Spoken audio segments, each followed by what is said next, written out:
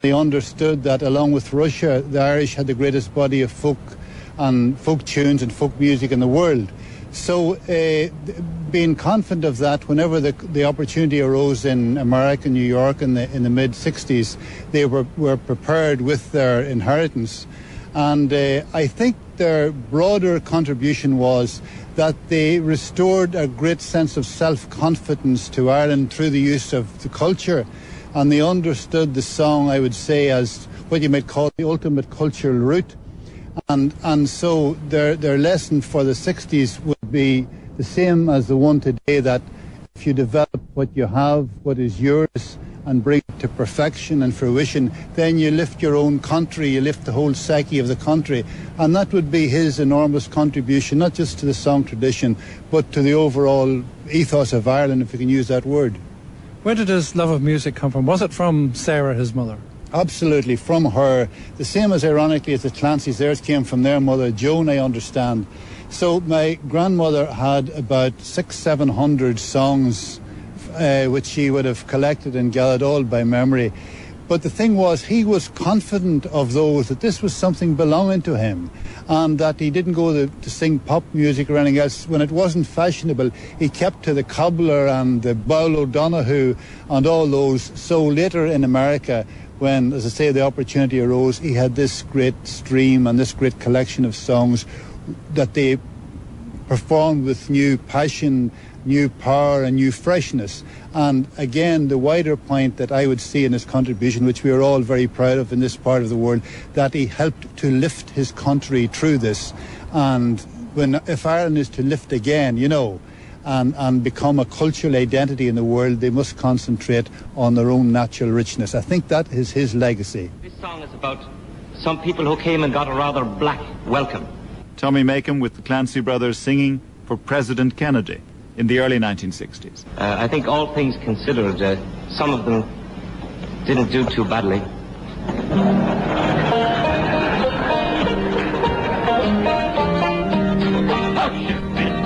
New York town, and we took our bags ashore. This was the land of the free. They said we'd see hard times no more. And we'll look for work next day wherever we appear. Your mother, Sarah, was a very famous woman in the traditional field. This is Tommy Makem speaking about the rich musical tradition in his family to John Skehan in 1991. She would have been regarded as not only a singer, but a source singer. That's right. She had the songs that no one else had. She did, and I remember the BBC people coming in the early 1950s, coming to the house and staying there for a couple of weeks, recording songs by my mother. They'd be there every night, and there'd be all kinds of musicians and lilters and things from the district. And mostly they got hundreds of songs from my mother and a cousin of hers called Anne Jane Kelly, a lovely, sweet singer. And then later on, the first folk music program that I remember on air was on the BBC World Service, and it was on at 10 o'clock every Sunday morning. And they picked one of the songs that my mother sang for the signature tune. The program was called As I Roved Out. Yeah, I remember it well, yeah. And Sean O'Boyle, who was a Gaelic scholar and musicologist from Armagh, brought the people to my mother. And she had versions of songs that they had never heard. And then various collectors would come from all over the world. Pete Seeger came and collected her. Jean Ritchie, the late Deanne Hamilton, Lord of mercy on her, she was one of the first to come. I remember arriving home from the States one time on my holidays, like in about June, and I had my suitcase and I was going into the house, into my mother and father's house, and I walked into the kitchen. There were about 25 or 26 students and a professor from some university down in Arkansas or Georgia or somewhere like that. Your mother had to keep the teapot going. Oh, she did, yeah. And they were sitting on the floor, all with notebooks out and making notes of everything she said, and she just kept singing and talking, and she was trying to make tea for all of them. And my father was sitting laughing like hell at the whole thing that was going on. And then they would ask her to sing a song, and she'd give them a song, and I could see my father was smoking his pipe, and he would puff the pipe in rhythm to what she was singing. One of the big songs, perhaps one of her most famous songs that she contributed to the whole folk thing, was a wonderful, wonderful song called The Month of January. This, of course, is from John Skehan's Words and Music series, and it included Tommy's choice of music, and we include some indication of that here. I remember hearing a recording of Dolores Keane singing it, and she sang it beautifully, as she does everything she sings. I think she's wonderful. Then they'll go away and leave you all for some other one.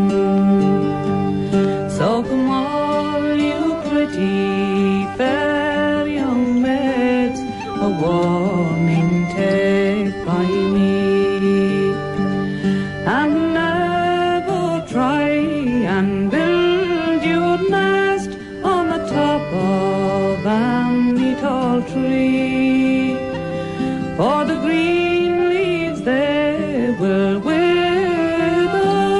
and the roots they will decay, and the blushes of a false young man will soon all fade away.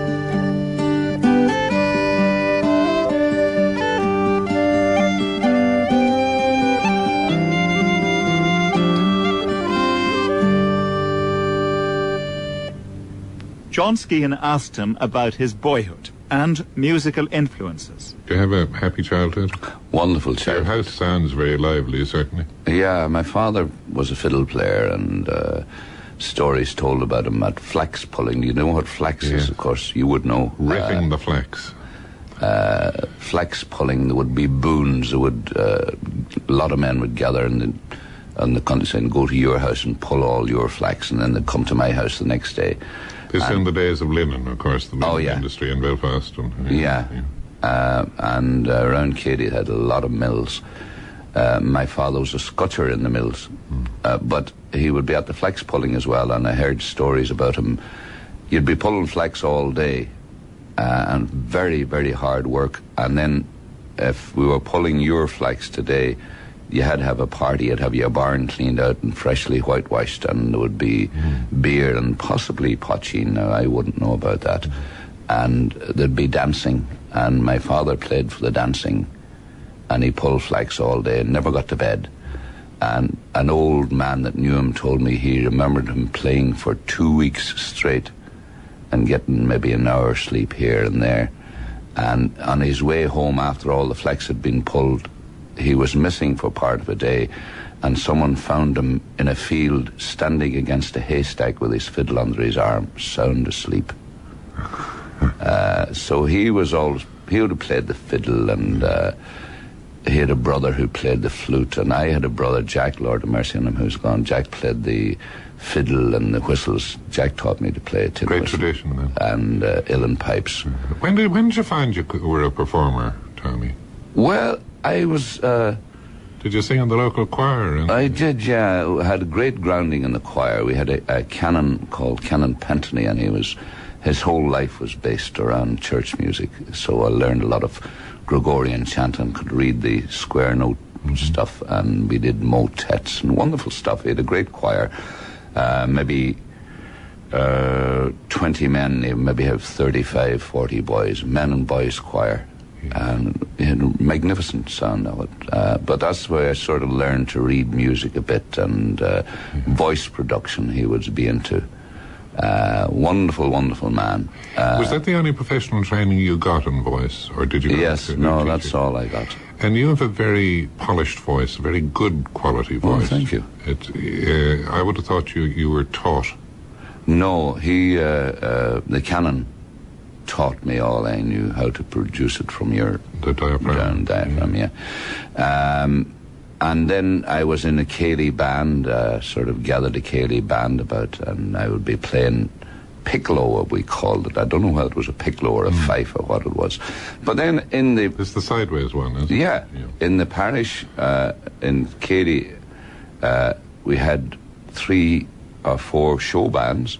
We also had one of the best ceilidh bands I've ever heard in my life, called the McCusker Brothers. I remember them very well. 9 brothers of them played magnificent music, and I got a copy of a tape someone gave me last year of a recording they had made, and I played all the time in my car. It's just wonderful music. But this was also the show band era.